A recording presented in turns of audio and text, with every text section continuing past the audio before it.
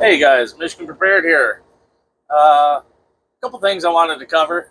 One doesn't really pertain to being prepared, but I'll post the articles up here for you guys to see. Um, it's kind of a trip. I don't know if you guys have heard, but I guess over in Minnesota, they're trying to, the teachers union over there, they're trying to say that regardless of seniority, whatever else, that white teachers will be fired before black teachers. Now, I don't know, man. That sounds pretty bad. But I guess that's the way this country is heading.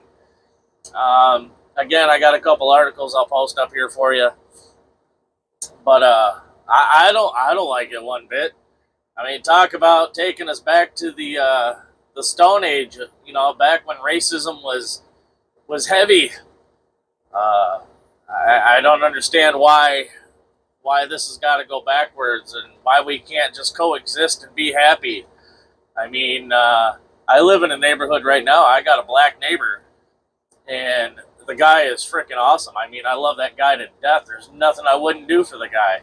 As a matter of fact, he's on disability, and he's been down and out a couple times. Me and him talk every day. If you guys remember that show, Tool Time, uh, from back in the day, where Tim Taylor used to stand and talk over the fence to his neighbor Wilson. Well, I don't have a fence to talk over, but we shout across an empty lot in between our houses, and we talk literally daily. The guy's been down and out, you know, and I've slid a couple $100 under his door back when I knew he was struggling, just to, you know, give him a leg up. You know, help him out with a little gas money or help him pay a bill. As a matter of fact, I've paid his water bill for him several times because you can do it online. All you need is his address, so I'm kind of sneaky about it, and I go ahead and do it.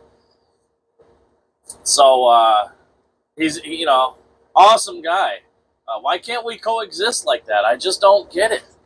Anyway, I just wanted to get that off my system. I think whatever they're doing over there in Minnesota with this teachers union. Hold on, guys. Oh, shit, I can't do it. Never mind. Anyway, I think what they're doing with this teachers union is just complete BS. And it needs to stop. It really does. It's somehow my autofocus is on now. Anyway. So what I wanted to cover today, guys, is communications, all right? Now, I love the guy to death, Canadian Prepper. As I'm driving down the road here at work, by the way, I have a trailer behind me, an empty one. I'm heading down. Actually, I'm in Indiana, but I'm heading to the farms right now. Somehow my load got screwed up. It's not even supposed to go north, so I'm not even sure if I got a load going north again. I might just be empty trucking it home. Anyway, God, see, I get off topic all the time. Anyway. But at least I'm not reading off a script. But Canadian Prepper. I'll get back to what I was talking about.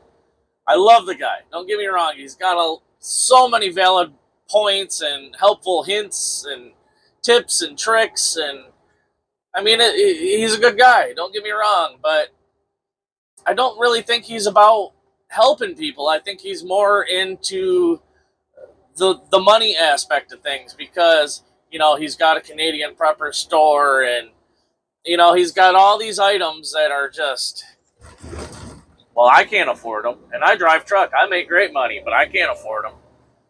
And he just come out with the latest video, which is what brings me to making this video. He come out talking about the Starlink system, which if you guys don't know, Elon Musk made a Wi-Fi system that reads off the internet, or the satellites and whatnot, and it's supposed to be really helpful. But the problem is, guys, is the startup cost on the system. From what I gather, I looked real quick before I started making this video, and the startup to buy the system, it's a one-time cost. I guess is like $599, $599, and then it's $100 a month to use the system. Like, I don't know about you and me, but I can't afford it. I mean, I could probably buy it, but right now my bills are tight. My mortgage has gone up. I'm looking at, letting my car go. Speaking of which, side note, I don't know if I'm allowed to do this on this platform. However, just to let you all know, I do have a 2017 Dodge Challenger with 23,600 miles on it. It's a yellow Dodge Challenger. I'll post a couple photos of it. It's an RT. It's got the 5.7 liter Hemi in it. It is a 6-speed manual, and the whole technical term for the car is it's a 2017 Dodge Challenger Shaker Plus, and right now the payoff on it I think is $42,200. I'm not looking to make any money on it. I'm just trying to get out from underneath it. So if anybody is interested in a 2017 Dodge Challenger, please get a hold of me. It does come with extra warranties. It comes with the key warranty, the wheel and tire warranty, a bumper-to-bumper warranty, I think up until 97,000 miles. And I do believe there's another one on it that I'm forgetting about right offhand. Anyway, guys, $42,000 and some change. If you guys are interested in the car, hit me up. I'm trying to get rid of it. The payments are killing me since my mortgage has gone up. So that's that. Anyway, communications. See, I keep getting sidetracked. I apologize. So Elon Musk is talking about this, or not Elon, but Canadian Prepper is talking about the system on a video that he just released probably half hour ago, 45 minutes ago that I was watching. And, like I said, I love the guy, but he's pushing all this crap that neither you or I, well, I know I can't afford it. I don't know about you, but I live paycheck to paycheck right now. So my point being is there's much cheaper ways to go about this. All right, guys, I plan on going and getting my ham radio license. For those of you who don't know what a ham radio is, it's basically just a long-range CB radio. It bounces off of repeater towers, but you got to have a license in order to operate it because it reads off special frequencies. The license to be a ham radio operator is cheap. There's a booklet you got to get. You'll have a call sign, a call number, your own personalized, whatever. Most of you, I'm pretty sure, are aware of what... Sorry, my microphone's acting stupid. There we go. I'm pretty sure most of you know what a ham radio is. And I'm pretty sure most of you know what a CB radio is. Now, I kind of covered this in one of my other videos, and I can't remember exactly what video it was. Well, it was probably one of my first ones, getting prepared, things you guys should get, whatever. Excuse me. Anyway, so if you want to have communications on the cheap, this is what I plan on doing, all right? And I think I mentioned this in another video too. I'm buying an acre of land off my mother's boyfriend and herself. And my goal is in the spring to sell my house. I'm going to use all winter long to clean out my house, get rid of stuff I don't need, don't want, don't use, whatever, and get down to the very bare essentials because I have a 32-foot camper at the house that I plan on pulling out to my mother's property. And we're going to, insulate the crap out of it, build a shelter roof-style system over it, enclose it, insulate it, build a septic out of some barrels, It's real easy to do, but I plan on living off grid. As far as my power goes, solar system. I plan on this roof that I build over the camper. I'm gonna layer it with solar systems, solar panels. 100-watt solar panels. I'm not rich, like I said, but if I sell my house, I should be able to have enough money to buy a few solar panels.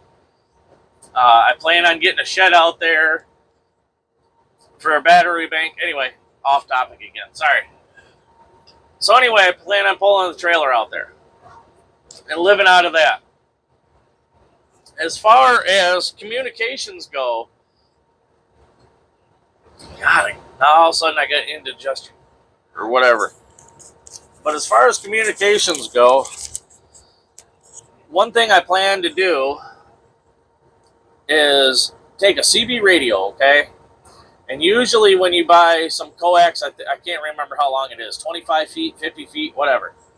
But I plan on buying a long enough stretch of cable, coax, for the antenna to where I can mount the antenna way high up in a tree, use my my hunting tree climber, and get way up there as high as I can possibly get, as comfortably as I can get, mount the antenna, drop the cable to the ground, and run that into the CB radio powered off the battery bank, my solar battery bank. And that should get you out quite a ways, especially if you got a good antenna. Maybe you can get a linear amplifier. And a linear amplifier, if you guys don't know what that is, it basically boosts the signal to your antenna. Now, as far as like a Starlink system or anything that's reliant off of, because the Starlink system, there's a repeater ground station that you need to use, that it needs to use, I should say. So if the power goes out, it's probably going to be useless. Or if it gets bombed, or if the satellites get taken out, or whatever. The Starlink system's going to be useless. Now, with a ham radio, it's going to be good as far as locally if the power goes out. It's still going to have its own antenna. You're still going to be able to, as long as somebody's close enough, you're still going to be able to get their transmissions or whatever. But it's, with ham radio, technically right now I could probably talk to Florida, bouncing off of all the repeater towers once I learned how to do that. I'm not skilled enough in electronics to know how to do that just yet. But right now, from my house in Michigan, I could probably talk to somebody in Florida if I'm bouncing off the right towers. Now, if the towers go out, the repeater towers, because there's no electricity, you're not going to talk to Florida. However, you might be able to talk to somebody 10 miles away. So having a ham radio or even a regular CB, I don't even know if I'm going to go as far as having a ham radio. I might just, because I already have the CB, I already have an antenna. All I need to do is go buy a couple pieces of coax and bam. It's free to use. It doesn't require a license. You put the antenna as high as you can possibly get it. And, if the world goes to hell, you have a way to at least listen in to what's going on. You know what I mean? You can hear Joe Blow 8 miles away talking about, hey, we need to get out and go, raid places for survival or whatever. You'll know if danger's coming your way, or you'll be able to talk to your crew to find out, if they're safe, where they're at, how's things going, whatever the case may be. You know what I'm getting at? So, I don't know, guys. I'm really sick and tired, and this is half the reason I made this channel. Is because I'm really sick and tired of these rich bastards. They don't really have your safety, your security, your well-being in mind, even though that's pretty much what their channel pushes. But their underlying agenda is to just make bank off of you. Like I said, Canadian Prepper, he's a hell of a guy. I love his channel. I'm still subscribed to him. But what I can't stand is always trying to push these really expensive products. Like just not that long ago, he's trying to push these Harvest Right freeze dryers. And I don't know what they cost, but I think I would have to take out a second mortgage in order to be able to afford it, if you know what I mean. And it's just pathetic. And I don't know what his cost is or whatever, but it's just not feasible for me, guys. So that's half the reason why I created this channel, is because I'm trying to bring you guys, practical ideas, such as yesterday's video. Go take dirt out of your garden in case there is a nuclear disaster. Even on the smaller scale, your soil is going to be no good. You're not going to be able to plant crops in that for several years.